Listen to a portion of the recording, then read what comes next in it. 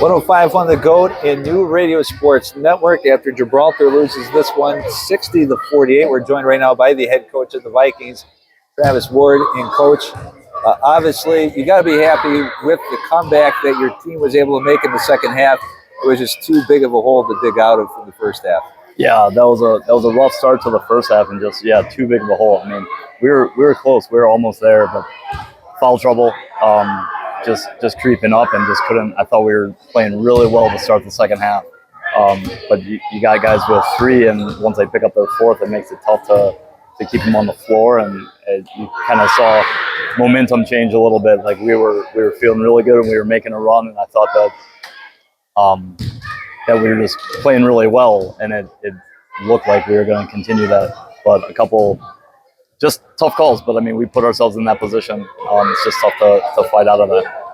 And obviously, you had to take a timeout early on in that first half just because going 7 minutes without a bucket. What was your message to that team to just kind of get them to kind of pick their heads up a little bit to make sure that they know that, hey, there's still plenty of basketball to go? Yeah, I mean, that was the message even going into the game, was just like keep on grinding. We knew that they were going to make their run. You know, they're playing at home, and history would tell us that they're going to come out hot with their best effort, and we just kind of have to weather that first storm.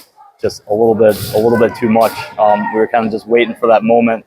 You know, we talked about last year kind of being in a similar situation where they were coming out on fire, and I forget who missed the three, but like Will Friedenfelds followed it up with a dunk, and that was like our momentum shift right there. And we were just like waiting for that bucket, waiting for that moment to, like, you know, get our team up and get the crowd into it, and maybe put the fear of history into their hearts a little bit, but we just never got it. I mean, we battled back even to make it a game at the end of the first half, but just not enough at the end of it. And obviously not the way that I'm sure Braden City and Marshall Maltby wanted to end their careers. I mean, they both fouled out with about 2 minutes and 3 minutes to go. What can you say about their careers for Gibraltar? They've been great. Marshall's been great for the program. He kind of came on late. Everything got weird with COVID, and he kind of sat some out. But he was spending all those winters in the weight room. I don't know if you can tell. But he's just great. He's a great kid. I've known him since he was real little. So it's been great to see him grow up to this, you know, to be a mean-looking man. He still has the baby face, and he's just got a great soul, heart of gold. And he's been great for the program. He's big into football. He brings that same kind of energy and effort into practice. He's a great teammate. He picks guys up. He demands, you know, competitiveness, and the guys are working hard. So he's great. He can be a leader on any team. And then Braden City, you know, he's going to go down with one of the best careers in Gibraltar basketball history. Been a part of some really great teams. I said this during senior night, but I mean, he did anything that we asked him to do. When he was a sophomore, he was starting as a point guard. He was guarding the other team's best player. He was even more of a distributor last year with that team that we had, and we knew that this year we were going to lean on him a lot for scoring, and he answered the call every game. You know, he put up some big numbers. I think he was super tough to guard.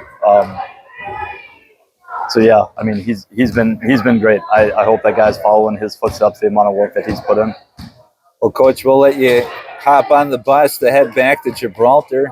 I turned around to make sure you had Celtic pride for the ride home. So the comedic stylings, I was almost to the highway, and I said, nope, you need the comedic stylings of Daniel Stern, Dan Aykroyd, and Damon Wayans on the way home. So that'll come in handy. I'm positive that none of the guys have seen that movie. Yes. I'm looking forward to it. So a consolation prize on an otherwise good season. I'll take it. And we will see you next year with, you know, outside of Braden City and Marshall Maltby, you should have most of these guys back. Lots of things to look forward to.